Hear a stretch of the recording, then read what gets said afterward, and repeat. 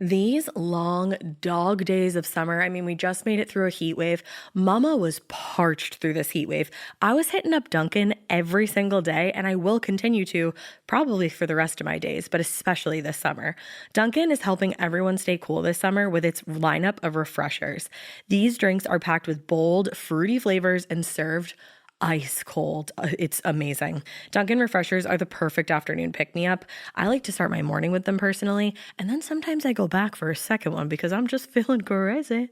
They come in a variety of delicious flavors, including fan favorites mango pineapple and strawberry dragon fruit. And then for a limited time, there's black cherry and there's pink pineapple. I'm going to tell you something right now, and it's a bold claim, let me tell you, but I stand behind it. Pink pineapple will change your life. It is so good. It has me feeling like I'm sitting in a pool, resort side, just living, honey. It's so yummy. Try your favorite flavor with green tea, sparkling water, lemonade, or Dunkin's all-new limeade. I haven't tried the limeade yet, but I'm going to. Usually I get my drinks made with green tea and occasionally lemonade, but I do really like the green tea. Or if you don't want to build your own, try one of Dunkin's curated refreshers like the Cherry Lime Ricky or the Ultimate Pink Daydream. The Cherry Lime Ricky, scrumptious. I could drink like 3 of these a day. They're so freaking yummy. Head to Dunkin' today and find your favorite refresher. Dunkin' refreshers contain less than 1% fruit juice. Limited time offer.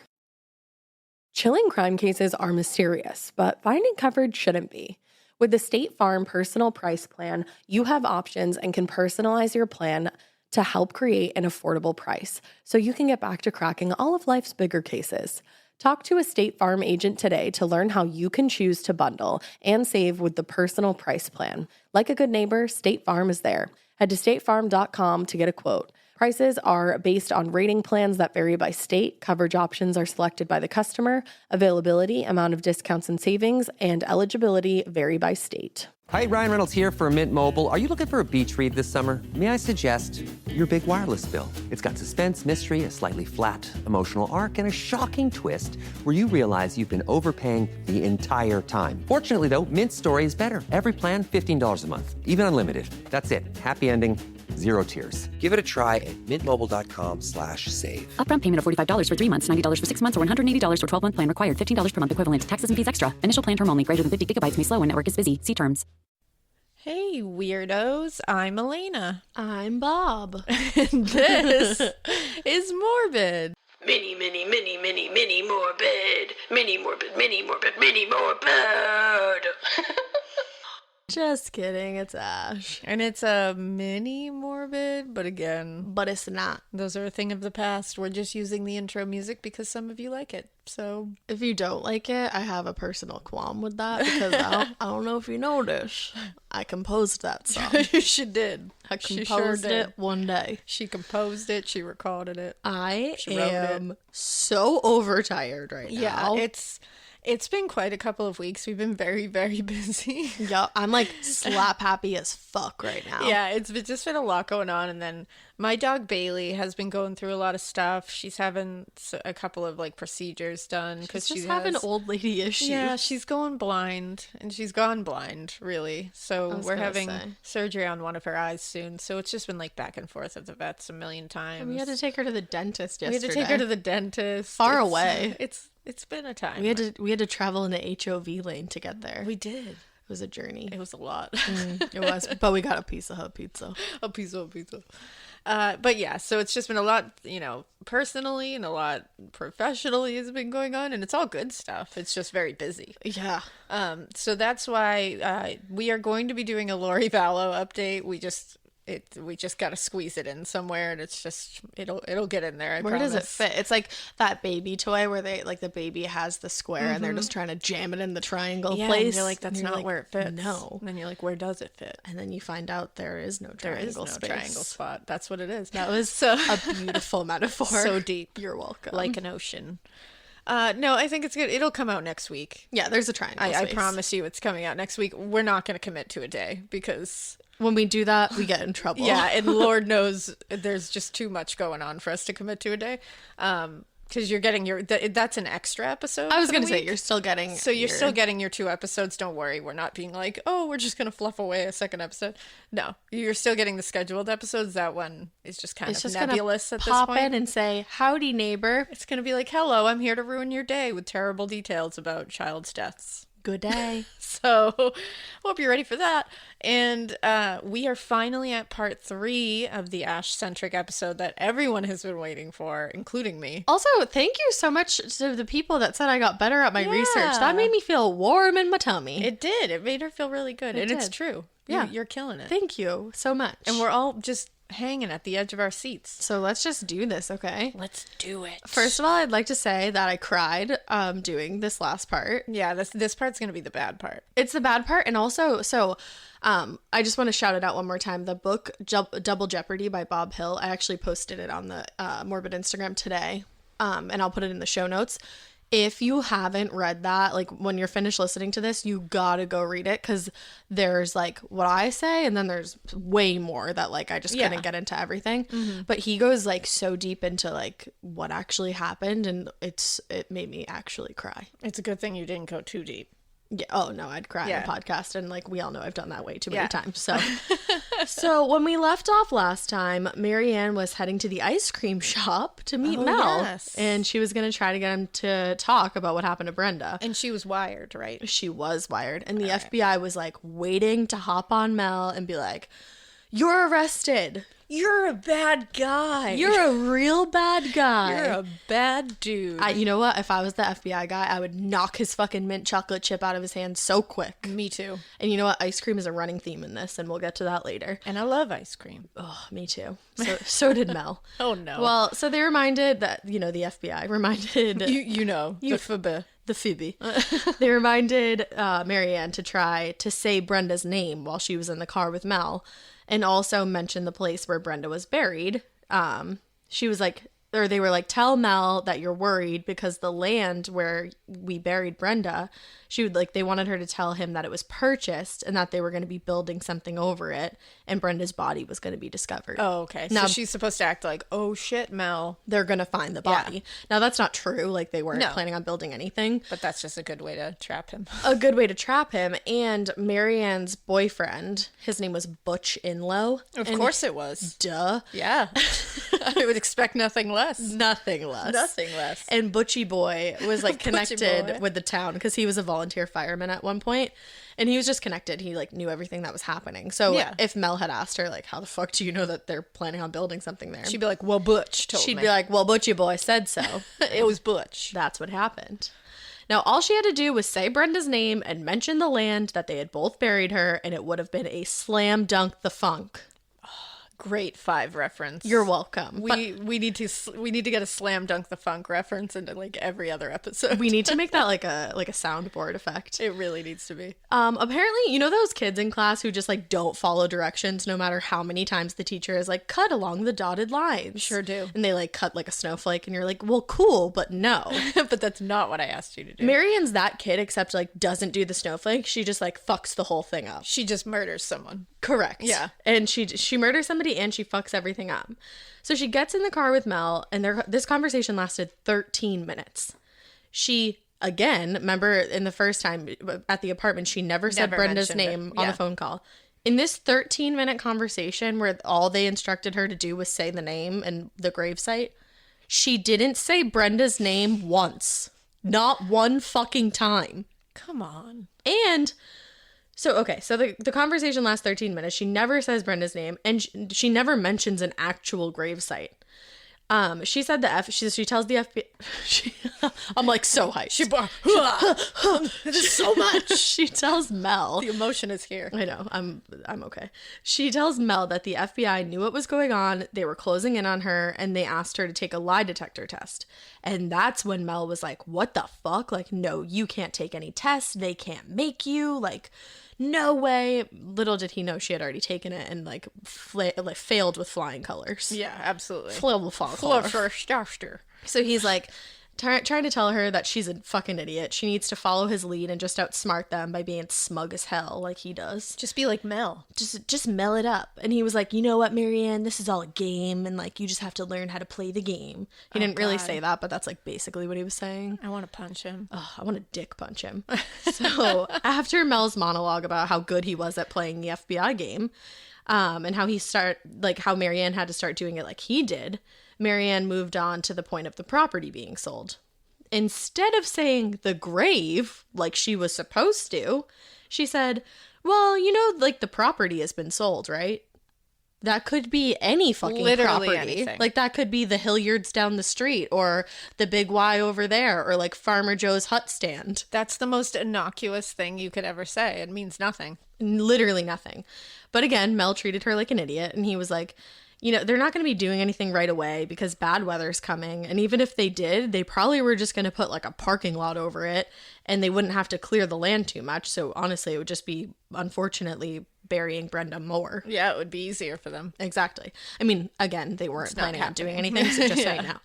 He then said something along the lines of, and I quote, "That place we dug is not shallow, so don't let it get you rattled. Besides, that one area by where the safe is does not have any trees by it. The trees are down, if you remember, so it's not a big deal. If worse comes to worse and something needs to be done, I'll handle it." Okay, so go find those downed trees. Yup, go find those And- down trees. And he definitely said, well, so they thought that he said dug, but the issue was the recording wasn't super clear, and there would be a big debate on whether he said the place we dug or the place we got, because it wasn't clear enough. And then the other debate over whether he said the area by the safe or the area by the site, Oh. because it just wasn't clear enough. So now people were like, wait, a safe? safe? Like what Yeah. safe? So it wasn't a safe. So the investigators had been super excited prior to this, and all Marianne had to do, like I said, was just say Brenda's name and have Mel confirm that they buried her. And obviously that didn't happen, and now there was going to be this long ongoing debate about what was actually said in the recording. So either way, there was not enough to arrest Mel right then and there, and they were really bummed because that's what they had originally hoped for. Yeah. So in the meantime, they were searching the area where Marianne said that she and Mel went out a week or so before killing Brenda to dig Brenda's grave. Oh my God. And then that's where on September 24th, after they tortured and killed her, that's where they placed her body and the clothing. So they also had people talking to Marianne to get more of an idea of what happened to Brenda. And she gave them full fucking details. Oh boy. Now, we've briefly kind of mentioned what happened to Brenda, but I haven't gone into anything in complete detail. So this is a trigger warning. It does involve rape. If that's not something you want to hear about, fast forward a little bit. A little bit. A little bit.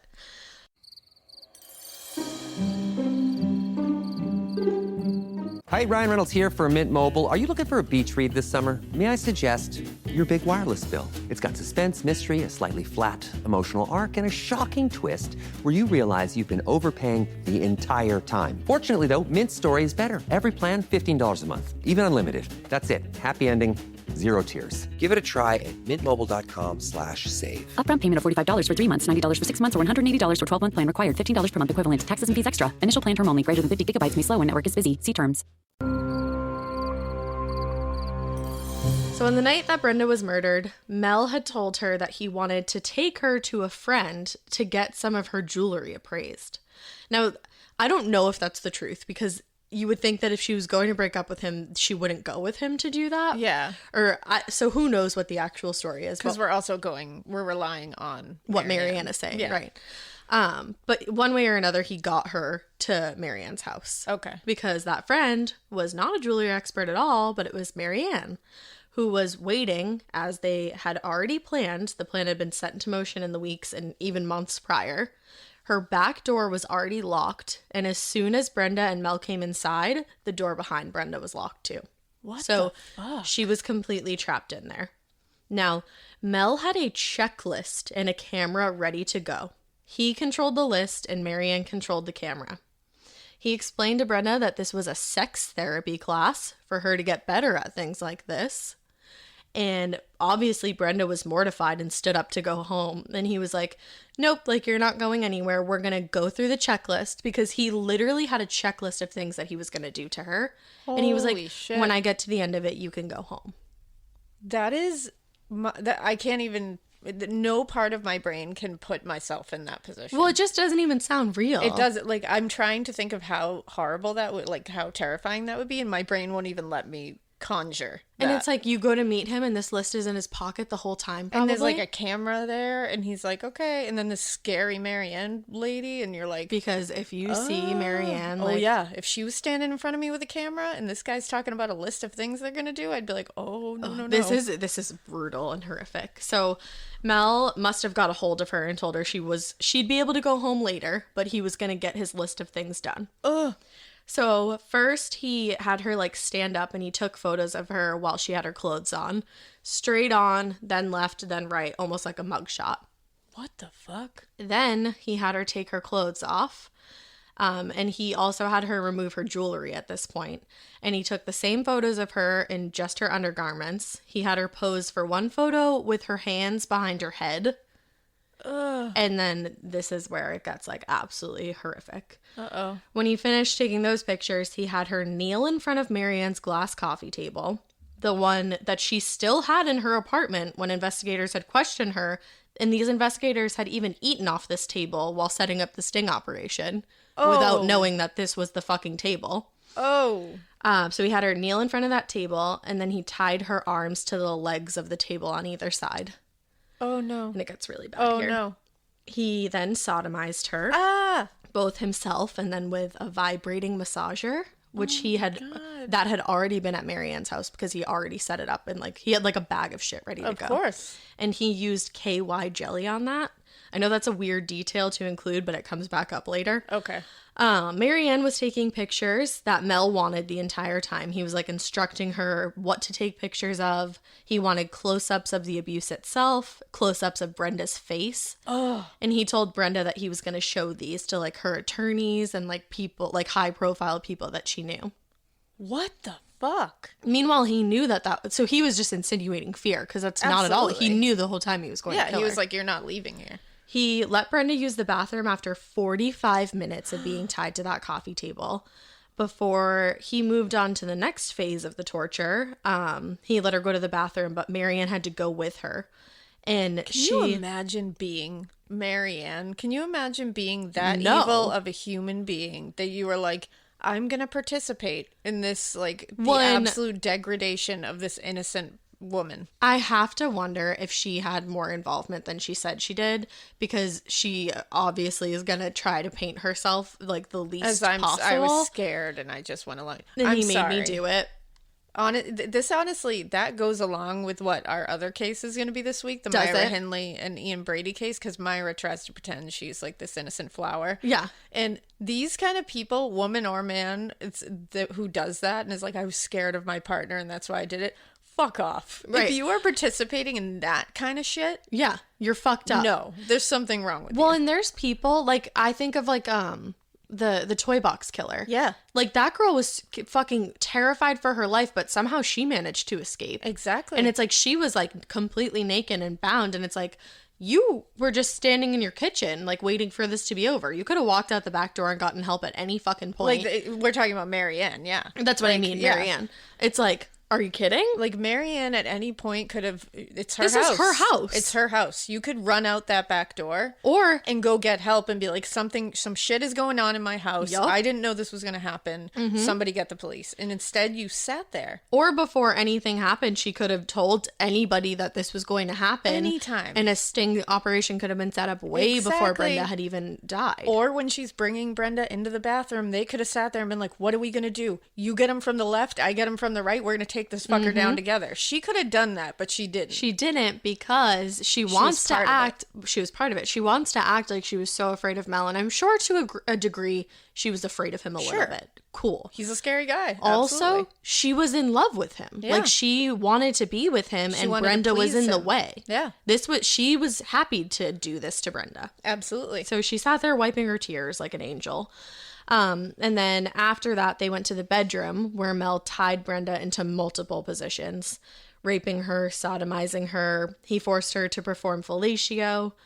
Marianne was apparently involved at one point physically, under Mel's instruction, quote unquote. And she also used the paddle that Mel had previously brought over to strike Brenda in the backside with. Oh my God. Like over and over again. But it was brief, of course. And then she just went back to taking pictures, according to her. That's always the situation. It was always, I only did it for a minute. And then I didn't like it. And I really didn't like it at all. Exactly. It's like, okay. We totally believe that. No. So then she said that she needed to go to the kitchen at one point to calm down and have a glass of water. And also it's like, I'm sorry, you need to calm down and have a glass of water? Oh, you need to hydrate? How about Brenda? Okay. Okay. Okay, cool. You need to calm down? Okay. Yeah, cool. totally. Take your time. And so she said that when she was having her nice, refreshing glass of water, that she heard things quiet down. And Mel finally came into the kitchen and told her that he used chloroform that he came prepared with days earlier to smother Brenda with. He said, Brenda didn't suffer. She died peacefully. Oh, she didn't suffer? She didn't suffer. Cool. Okay. Yeah, I heard no suffering in that. No, nothing at all. Not at all. Then he went back to the bedroom, and he tied her, he retied her in a different position that was like almost like the fetal position. Her knees were pressed against her face and her feet were touching her bottom and her hands were tied by her ankles. So she was essentially like a hogtied. Almost, position. yeah, pretty much. And she was like completely like contorted. He wrapped her in multiple trash bags and wrapped tape around them. And Marianne said he ripped the tape off with his teeth, which I feel like if you picture that for a second, it just adds for some reason to like the horror of everything. It's like animalistic. It is. Yeah. And you can picture him in a rage just being like ripping it off with his teeth. Like, and he left DNA on that, so. Yeah, Not that he didn't leave DNA probably everywhere, but. Well, I don't know. I'm so just saying. Then they put her clothing, because remember she had to like strip right away. They put her clothing in a separate set of trash bags and they carried both bags out to the grave that, again, they had pre-dug. And when they came back, Mel went out to Brenda's car. He sliced a small cut in that rear tire. He put a nail in there and he told Marianne to follow him out to the highway. Follow me out to the interstate. My God. I think he drove it until like it wouldn't drive anymore because the tire was getting bad. Yeah. Left it, got in Marianne's car. Marianne dropped him off at his mom's house, which was like also his house. And he was like, Mom, I'm home. Wow. And then he also told Marianne, don't call me until I call you. Wow. So it's like, was it worth it, girl? Yeah, he doesn't sound like he's just not that into you. He don't love you. Oh, no. And also I just think this is fucking hilarious. Marianne thought that she was going to get Brenda's jewelry, but Mel took it with him. What if... I thought I was going to get her jewelry, but I was so scared of him and I didn't want to participate at all. At all. Fuck off. But that diamond ring and that gold bracelet, though. But I was going to get that, so that was literally fine. Go fuck yourself. Yeah, that's... So not only did Mel take the jewelry with him, but he also took the film from the camera. Of course he did. There was 3 rolls of film, 112 photos in total.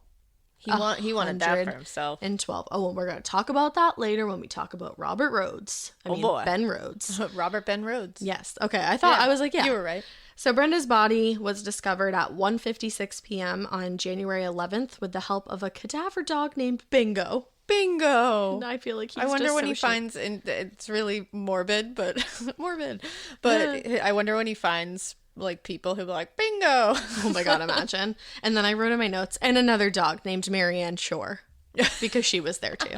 And I just felt like that needed to be said. Woof, woof. Woof, you nasty, nasty twat lady. George Nichols was the medical examiner who did the autopsy on Brenda's body. And actually, at the time he was going to start the autopsy, he got a call from his friend, Dr. Larry Lumen, who was the chief medical examiner in Oregon. Yeah, in Oregon. And Larry and George both examined Brenda's body. Isn't that kind of crazy? I love when pathologists will tag team. That happens a lot. It is cool. Yeah, because then you just get more eyes on things. It's better. Right. So because Brenda's body had been buried for almost 1.5 years at this point. Woof. 1.5 years. It was obviously very badly decomposed. Her facial features were gone, unrecognizable. Her hair was gone. And I meant to look up how to say this, but you'll know. Adipocere adipocere. At a what now? The wax stuff, like Hallie Illingworth, that case.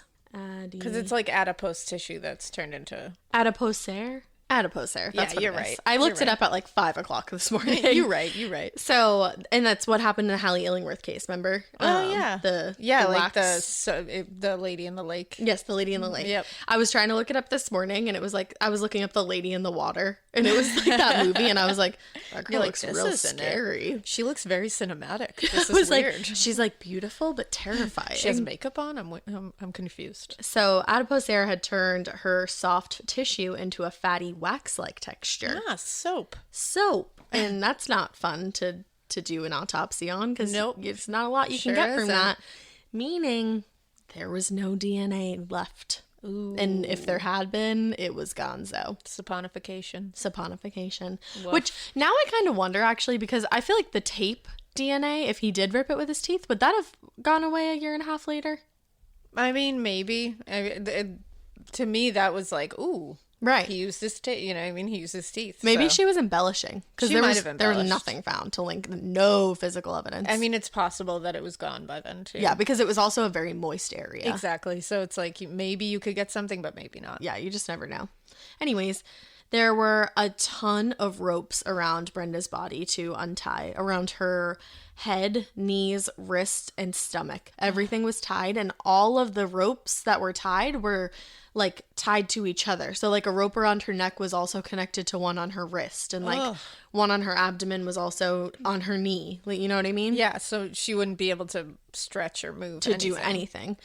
And George Nichols said that he had never seen a body tied with that many knots, and that the murderer, if he was this careful with his knots, this package obviously meant a lot to him. Which is like, obviously it doesn't mean that like he loves Brenda so much. No, it's like, it just means like he was taking care to make sure he did this right. Exactly. Gross. Brenda's autopsy, obviously, like I said, was so hard to do. They had to cut her hands off to see if they could send them out to a different lab, so that way they could get fingerprints. They had to soak her hands and then inject them with these chemicals in hopes to get a print. And that's a new thing that they've like perfected now too. They were able to get a print, so that helped confirm that it was her. But also dental records had to be pulled too, because just she was so badly decomposed.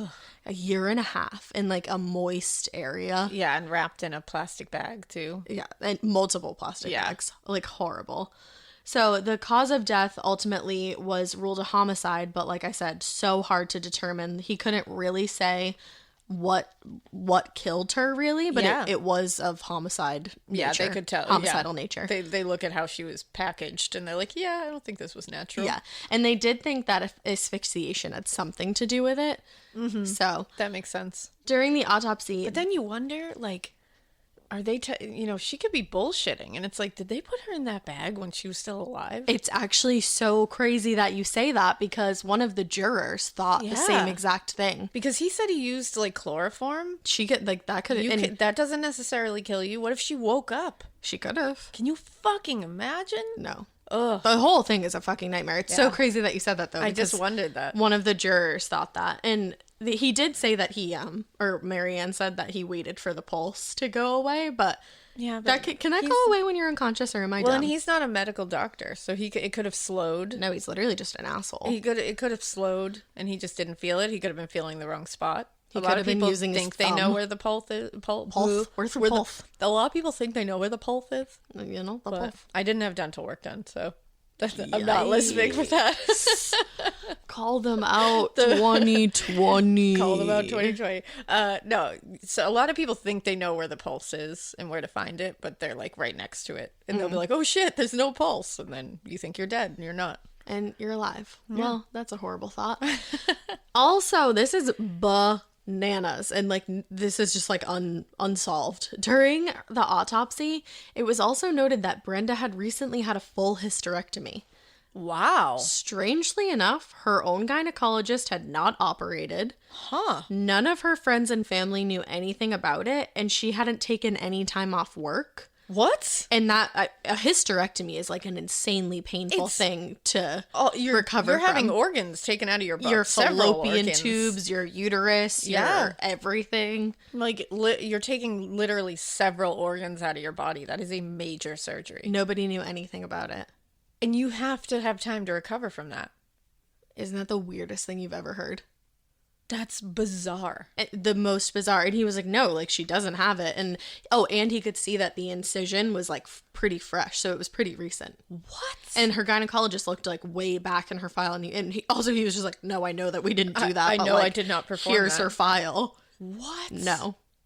Wow, that's bizarre. And obviously, Mel's not a medical doctor. He did not perform a fucking hysterectomy, but it's just like, what? So who did? And like, when did you recover from that? Yeah, that's strange. Just bizarre. Very strange. Well, Mel was arrested just a day before Brenda's body was discovered, and in the days following, he was indicted on charges of murder, kidnapping, sodomy, sexual abuse, robbery, and tamping And tamping it down. and tampering with physical evidence. Good. The state was seeking the death penalty. Bye, Mel. Now, unfortunately, Marianne Hoface was only indicted on a charge of tampering with evidence because... That is bullshit. a whole bunch of bullshit, but she got like a Karla Homolka deal. Of course, she did the deal with the devil. Yep, the deal. That's what I figured out who said it. I said it last time, and I was like, I don't really know who said it.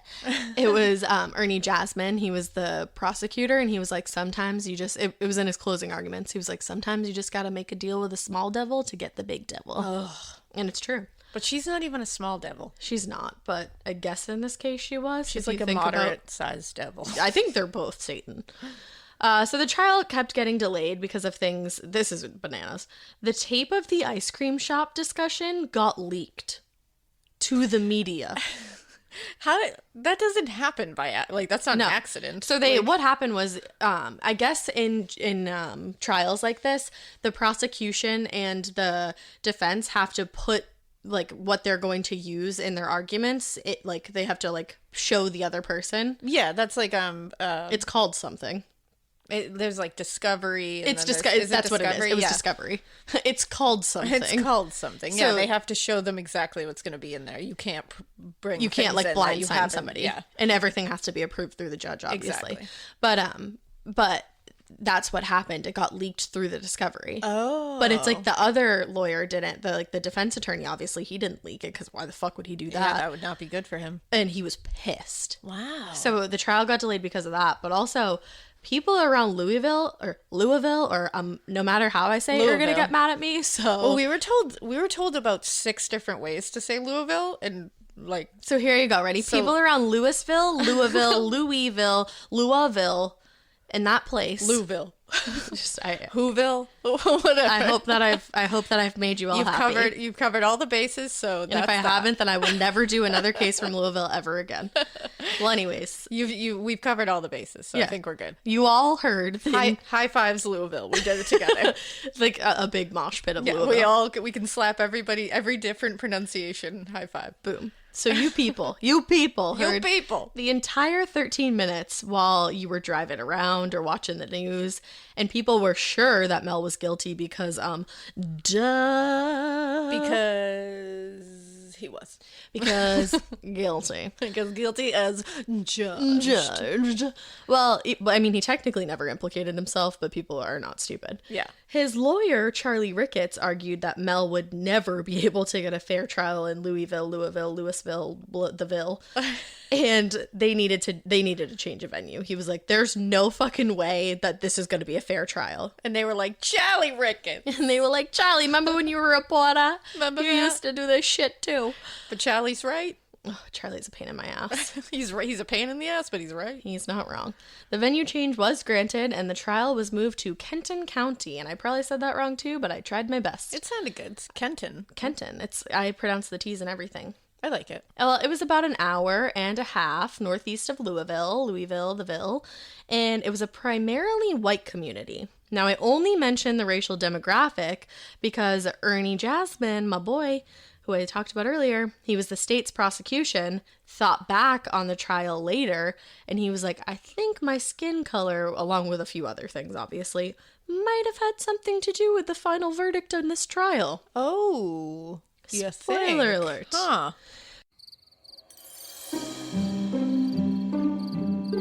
Hi, Ryan Reynolds here for Mint Mobile. Are you looking for a beach read this summer? May I suggest your big wireless bill? It's got suspense, mystery, a slightly flat, emotional arc, and a shocking twist where you realize you've been overpaying the entire time. Fortunately, though, Mint story is better. Every plan, $15 a month. Even unlimited. That's it. Happy ending. Zero tears. Give it a try at mintmobile.com/save. Upfront payment of $45 for 3 months, $90 for 6 months, or $180 for 12-month plan required. $15 per month equivalent to taxes and fees extra. Initial plan term only. Greater than 50 gigabytes may slow when network is busy. See terms.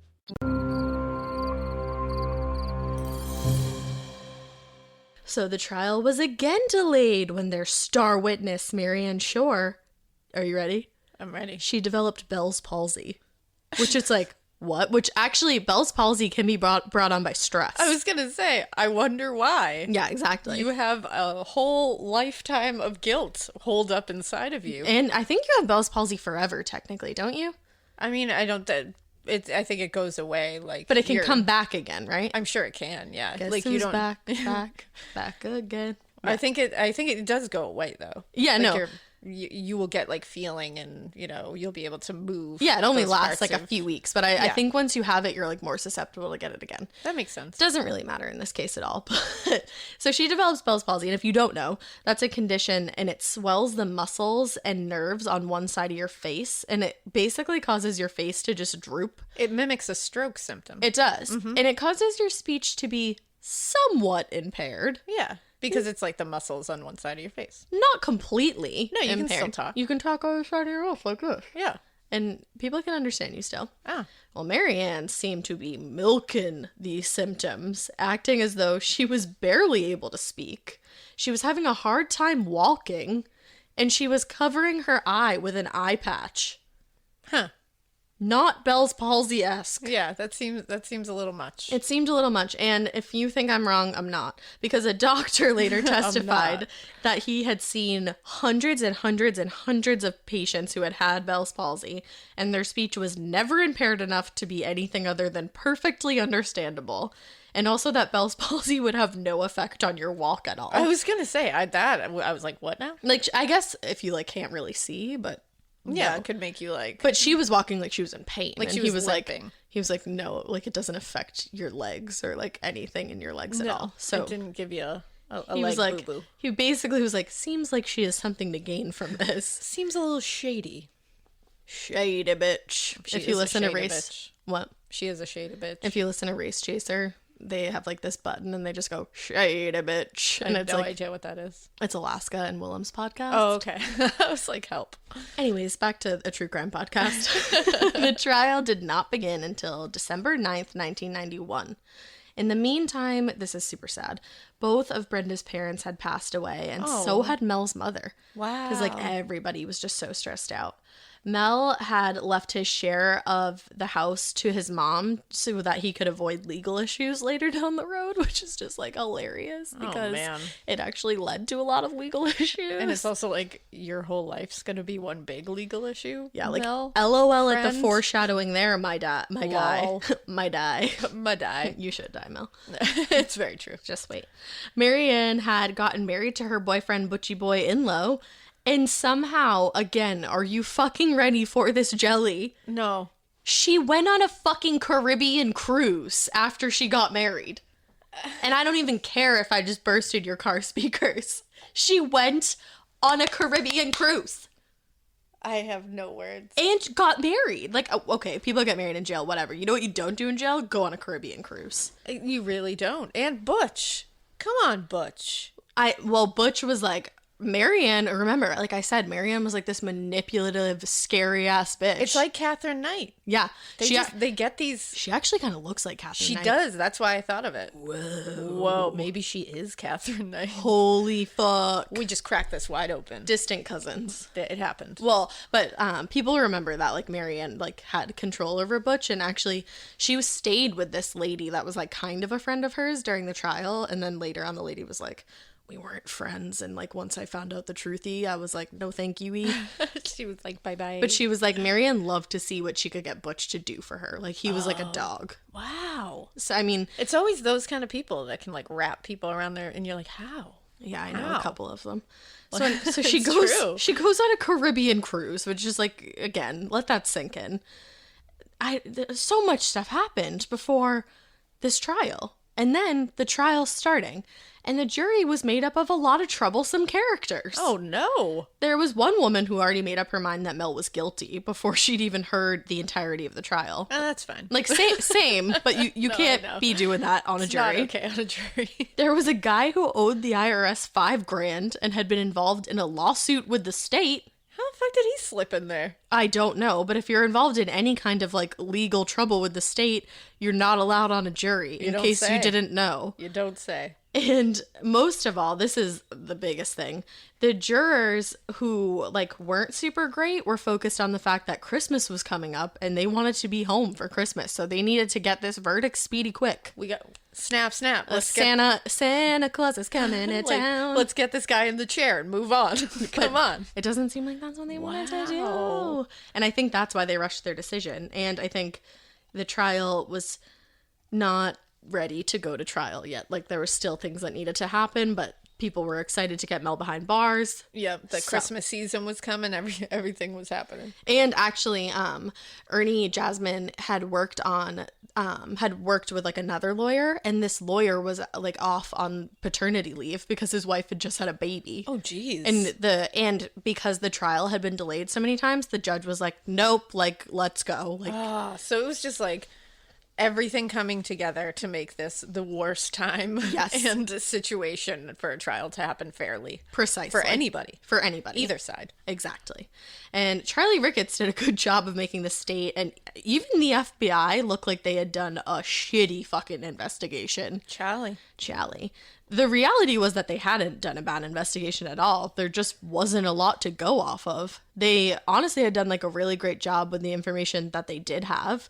Like in part 2, I talked about Mel's ex-wife. She was able to give I think it was like a 12-page testimonial about what it was like being married to Mel. Oh, yeah. And then the FBI put together an extensive profile on what kind of guy Mel was based on that and like some other interviews. Kind of guy.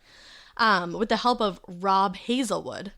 Hazelwood worked for the Behavioral Science Unit of the FBI Academy at Quantico, and he was an expert on criminal sexual sadism. Wow. And look at you, Agent Holden. He had actually studied Robert Ben Rhodes's case. There it is. And he helped come up with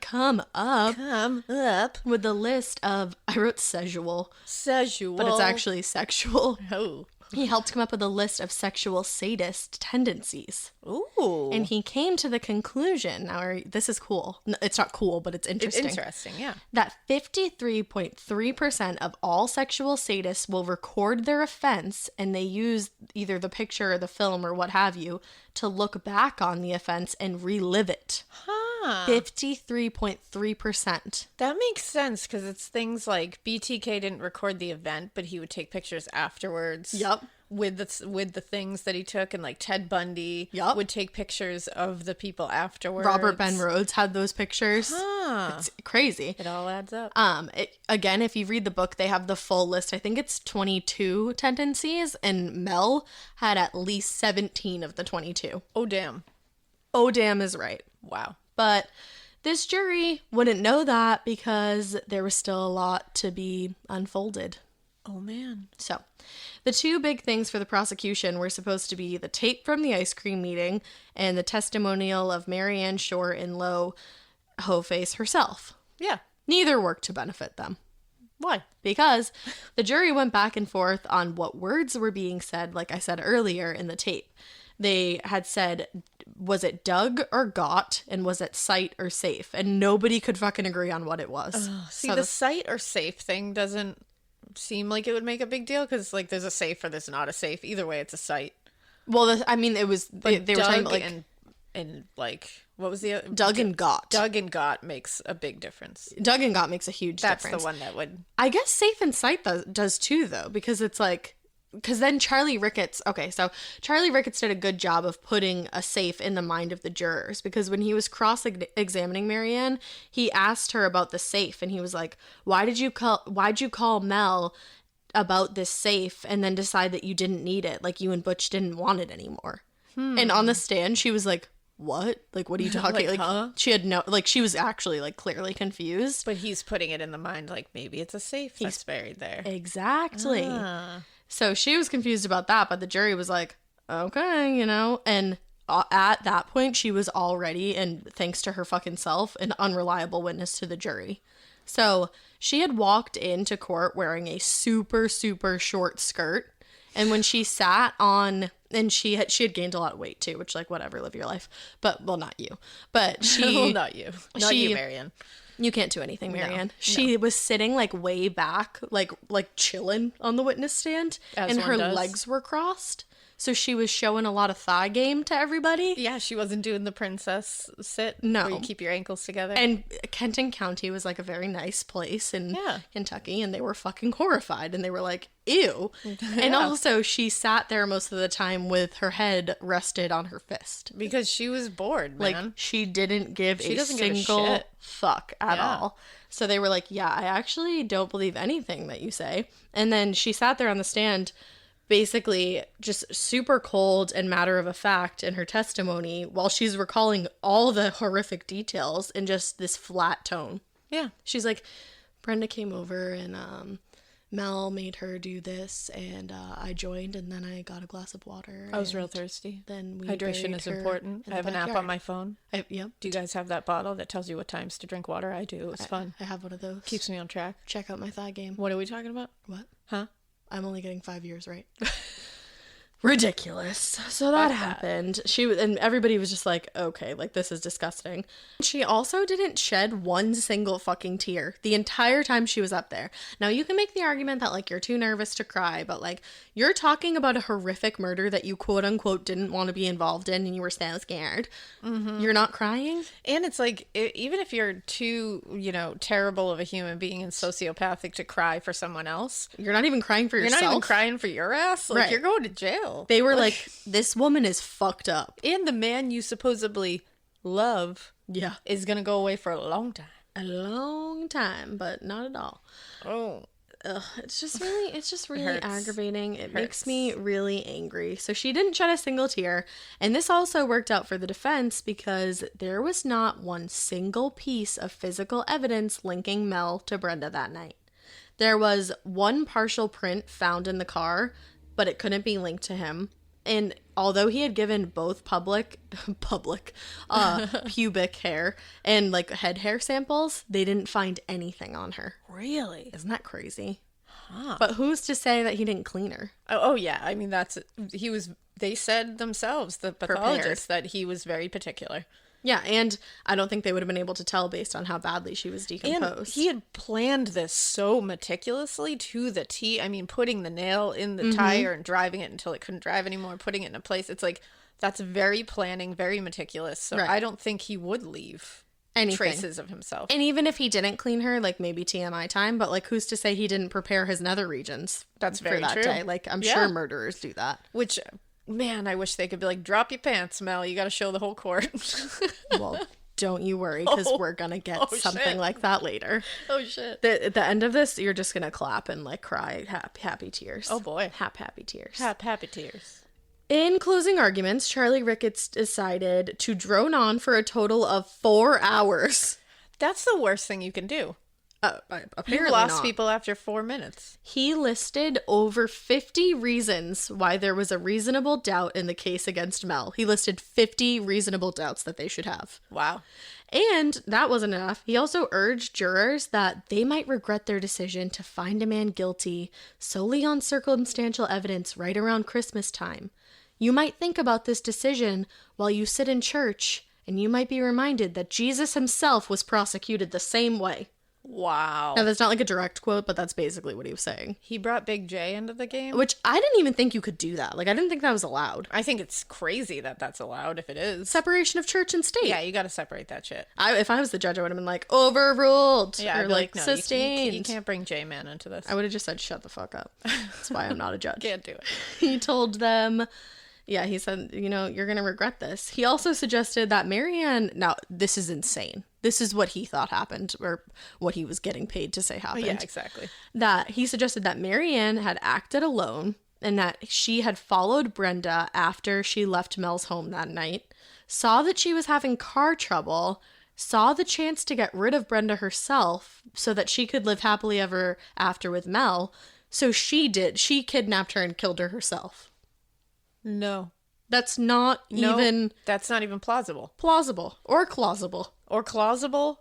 It's not plausible. It's nothing. It's nothing. That's nothing. That's dumb. Chally. It was so stupid. Come on. So Jasmine's closing argument lasted an hour, which is like nice enough. And he was like, I'm not even going to talk about your points because your points are stupid. And like, because you're moot. I don't have time to do this. No, he didn't say I don't have time to do this, but he was like, it would be a waste of time to even like address offer that. Most of those. Exactly. He was like, I'm not doing that. What he said was that Mel had preyed on Marianne's jealous ways and used her, knowing that she would have done anything to get him back. He said that the witnesses who testified for the defense all put Brenda in different places around the same time, so that was just bullshit.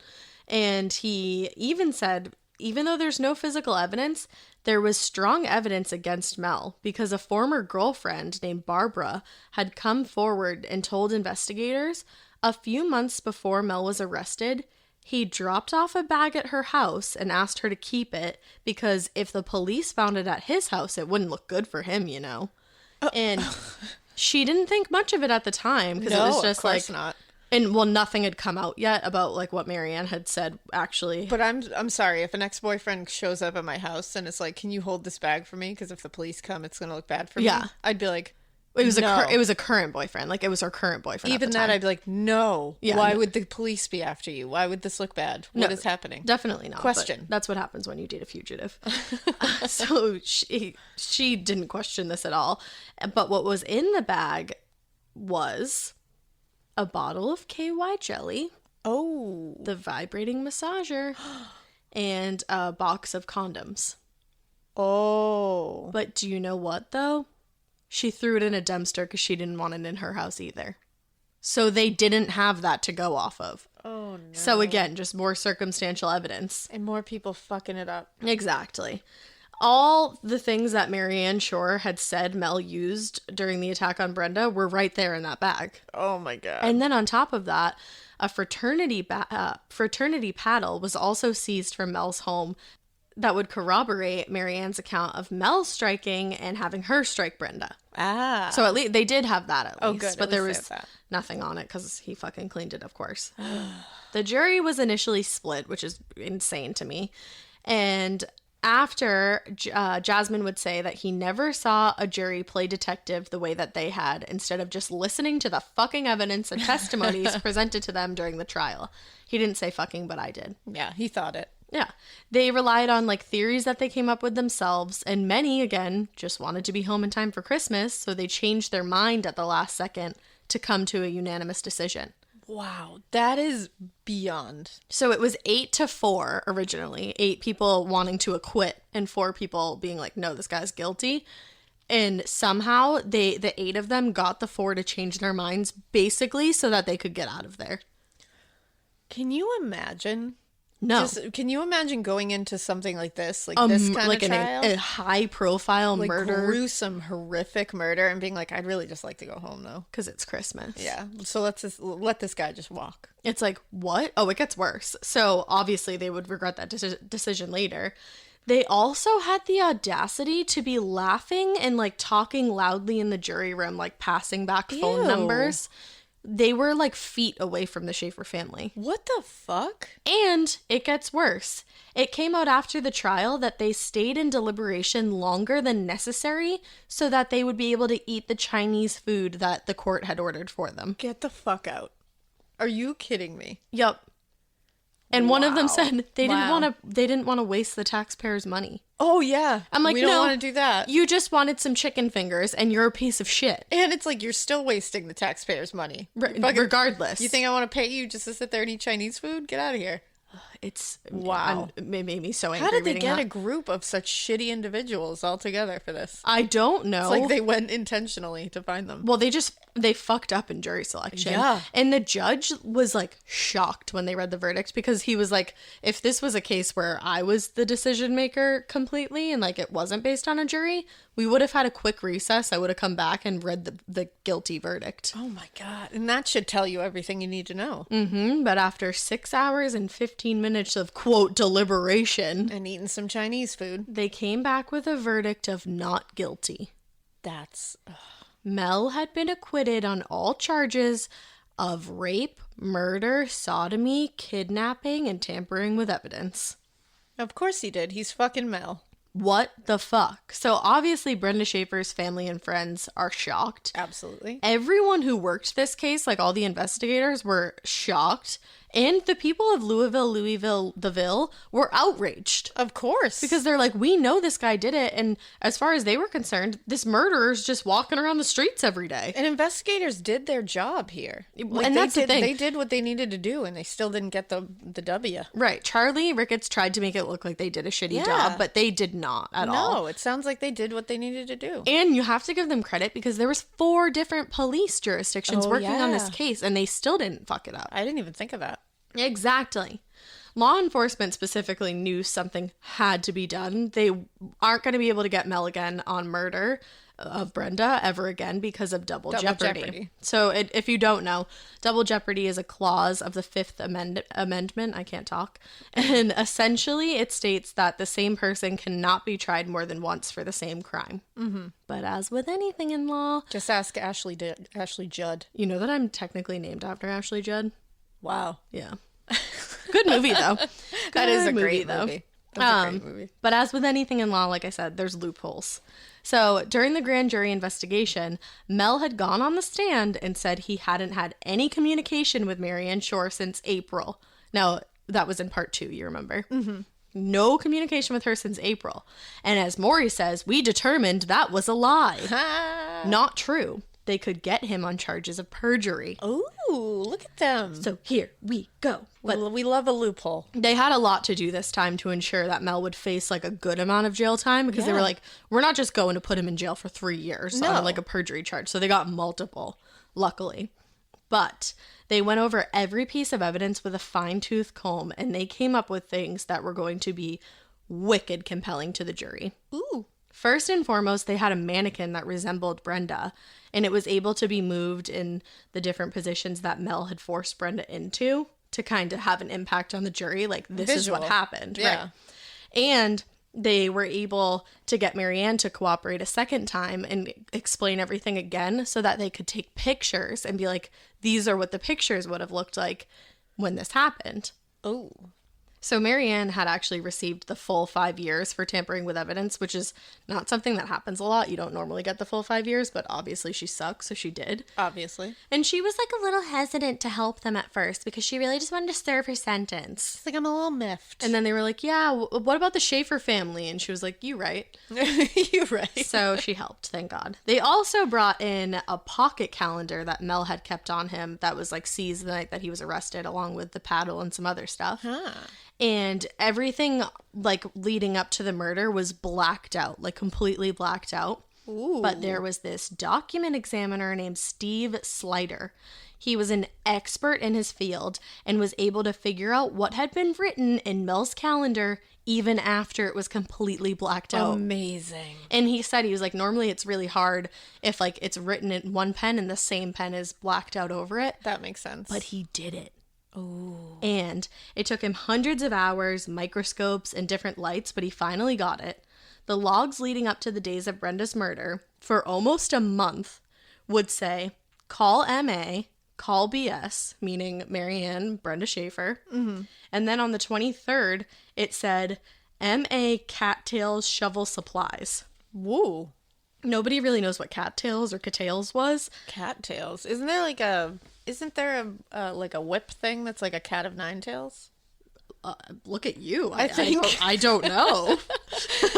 I'm just members of the BDSM community. Can you tell me if I'm right there? I think it's like there's like a whip that I believe is called like a cat of nine tails. Rihanna, where are you at? Like someone let me know. No, I'm sure there I think is. there is a thing. So maybe that's what it was. So maybe that was part of it. Maybe he used that. Maybe.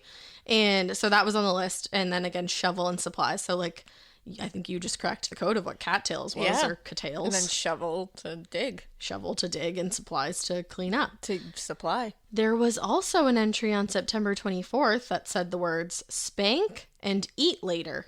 Then beat ... sex / keep bound in house ... unrealistic idea. Wow. So obviously he was just brainstorming. Literally.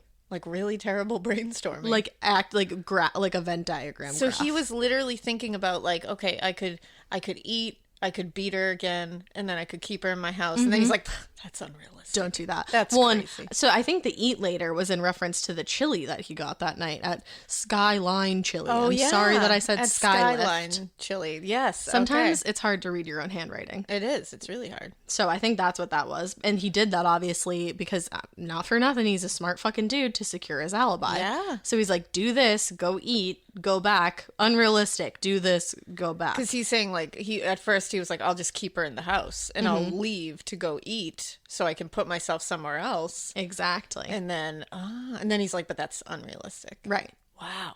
So obviously everybody's super excited about those findings. Like, duh. A peek into the mind. A peek into the mind.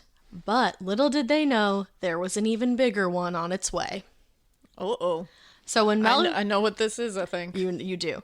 When Mel gave up his share of the house to his mom, she had left it to his children. But then it was given to his attorneys at some point because he hadn't paid any of his legal fees. And also, just a side note, neither did, what's her face? Marianne Twathead. Oh, they didn't pay their legal fees. She wrote bad checks to her guy. Oh, that's shocking. Yeah, she's never done that before. Jack Vitatow. Jack Vitatow. Jack Vitatow. He was like, I hate that woman. So the house was eventually sold to a couple named Ronald and Judith Watkins. They bought the house in January of 1991, and they let the investigators search it once, but then they were like, they denied any more searches because their house already was a spectacle because it was the old Mel house. Of course. And they were like, if we find anything, we'll call you, but like, we would prefer if there's not so much police presence here all the time because we just like the house and we want to live peacefully. Yeah, like, can we just exist, please? Right. They also decided that they hated the chocolate brown carpet that Mel had going through most of the house, and they decided, let's replace the carpet. Oh, replace that carpet, guys. The carpet layers came out on October 1st, almost 2 weeks before Mel's federal trial was supposed to start. And while they were pulling up the carpet in the hallway off of the kitchen, they realized it was really difficult to pull up. And when they finally did get it up, there was like these big ass staples, like it had been professionally like put the fuck in there. And then the guy who pulled up the carpet was like, what the fuck? Why is there a heating duct underneath this carpet? Oh. Well, like, why would that be under a carpet? And why would it be in front of a door like this? Oh, no. He looked down into the vent and saw that there was a clear Ziploc bag taped to the side of it. Inside that bag was jewelry and 3 small black canisters.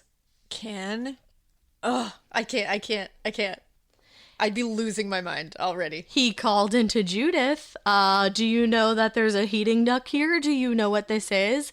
And Judith said, do you know who used to live here? Oh my God. And then Judith called the FBI. Judith. So everyone in Louisville knew about the Brenda Sue Schaefer case, and they knew that there were supposedly pictures taken of the abuse leading up to the murder, and they knew that there was missing jewelry involved as well, and Judith immediately called the investigators, who promptly sent the FBI to the scene.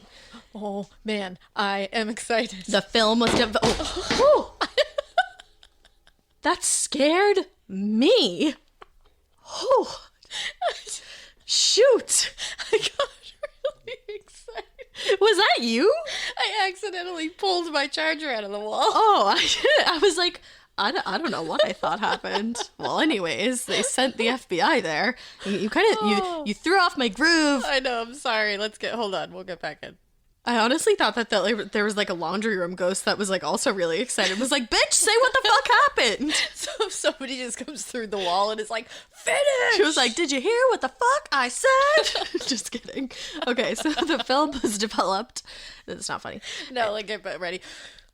Okay, so the film was developed and it showed exactly what Marianne had said it would. In fact, some of the investigators were haunted at how spot on it was. Oh. Because they took the photos that Marianne had described taking in an effort to reenact the crime scene with the Brenda lookalike mannequin. They took those photos and then they put them side by side and they were like, these are essentially identical. So she, like, committed that to memory. Which is like, you would think that you would block that out of your memory if that was something you didn't want to be there for. You would think.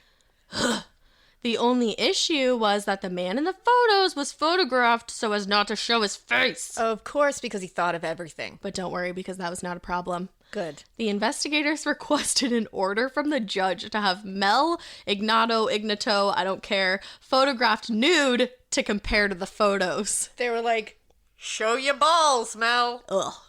The judge was like, hell yeah. And Mel was arrested on his way to go get ice cream. Fuck that guy. Fuck and you, bitch. His lactose love. Ew. He was immediately brought into custody where they photographed him nude. And they made him pose in the same poses that he had made Brenda pose, including the one with his hands behind his head. This is my favorite part of anything I've ever heard. They made him do it in the nude. Can we make every asshole who does this kind of shit do this, please? Well, it was great because Mel was fucking pissed. Oh, I would love it. Especially because he felt humiliated. Oh, because, he did? Yeah, poor baby. Oh. There was a female investigator in the room, Deirdre Fike, and she worked for the FBI, and she had been with the case from the very fucking beginning. Deirdre. She was the one who was there the day Marianne confessed to everything. Oh, damn. So Mel was like, I'm not going to strip while there's a female in the room. And it's like, oh, you're so fucking respectable. So modest. But I think he just wanted to, like, be annoying. And she was like, but Melly boy, we have this order, so, like, you have to. And I'm not going anywhere. So why don't you go ahead and put your elbows to the side? Click, clicks. Deirdre. Ugh.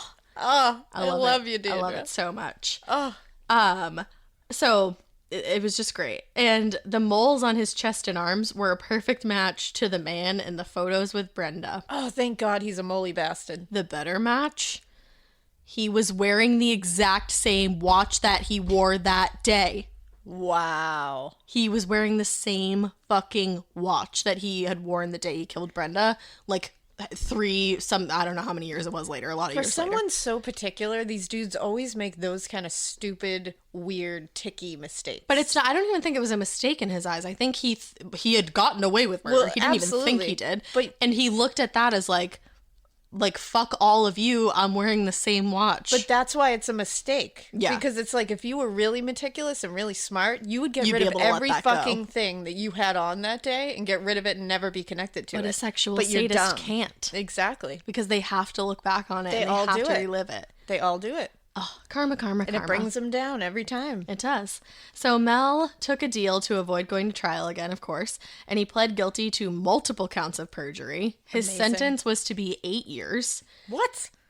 Yeah, you don't get a lot for perjury, unfortunately. Fuck. Don't worry. After pleading guilty, he addressed the court and the Schaefer family, and he said, quote, on September 24th, 1988, I did take Brenda Sue Schaefer over to Marianne Shore's house on Popular Level Road, and I did physically and sexually abuse her, and I did murder her. Whoa. She died from having inhaled chloroform. She died peacefully. He said it again. After telling her family that I, like, raped and abused your daughter. For hours. But don't worry. She died peacefully. I made her huff in some chemical fumes, so she died peacefully. And you know what? I actually almost wonder if, how you said earlier, he put her in the bag like before she. I wonder if he's like, she died peacefully, knowing that she was still alive in that bag. That's a really good point. I would not be surprised if because the way he tied her too makes me think that he knew she was waking up. Yeah, and he was going to make sure point. she didn't claw out of that bag and somehow because they didn't put her in a box. No, they just put her right in bag. Earth. Right. So it's not, I'm not saying it would be easy to climb out of Earth. You know No. what I mean? But like if you're not in a box, that's one less thing to climb through. he might have tied her like that because he knew he was putting her in there. And maybe alive. he just never told anybody and like kept that. For Yeah, and his own Marianne's just an sexual idiot. sadism. Wouldn't even think of it. Yeah, that's a really good point. I think you're right. Because I I think honestly it believe gave that. him like some pleasure to look at them and be like, she died peacefully. Oh yeah, and I think it probably gave. He's a sexual sadist, so it probably gave him a thrill to tie her in all those positions and know She she's was gonna alive. wake up. Right. Like he put her in the ground in that bag, being like, "This is like getting me going." Ew. Yeah, Well, do you want to know what happened to him? I do. So Mel served 10 years altogether because the state actually pressed further perjury charges against him.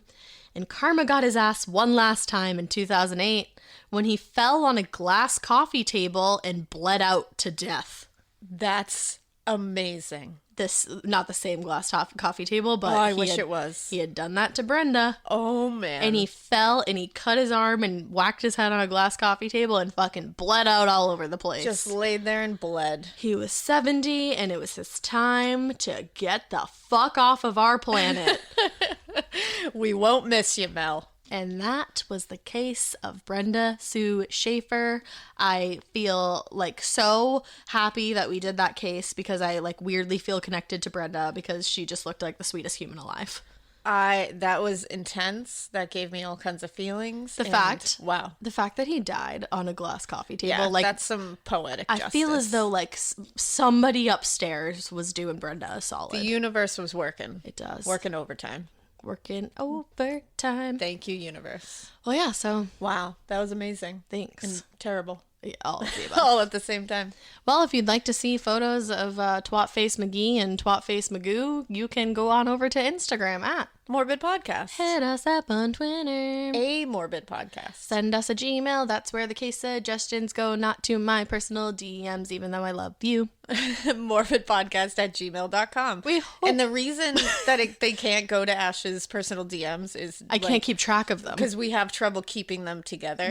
We put them in a folder in, Yeah. in the Gmail. And we don't want to lose good listener tales because they're getting like hidden in Ash's Yes. DMs. So just make sure if you're doing a listener tale, send it to the email. And case suggestions, because we have folders for everything. Yeah, We exactly. love organizational tabs. And we don't want to lose like good stuff because they're going to several different areas. So just email. Exactly. Thank you. We hope you keep listening. And we hope you Keep it weird. But not so weird that you go to the ice cream store and you're like, oh my God, I'm going to confess to everything, but not confess. And the FBI tape doesn't turn out that well. And then you're like, Marianne, you just have to be as cool as I am. And then you go to trial and you're like, oh my God, double jeopardy. I'm not even guilty. And then they're like, hold up, wait. And you go to get some more ice cream and then they arrest you and then they photograph you in the nude because you suck a big toe. And then you go to jail forever and ever. And then you fall on a glass coffee table and hit your head and bleed out like the fucking monster that you are. Goodbye, Mel. Don't keep it that weird. Mel's a fucking worm. Ew.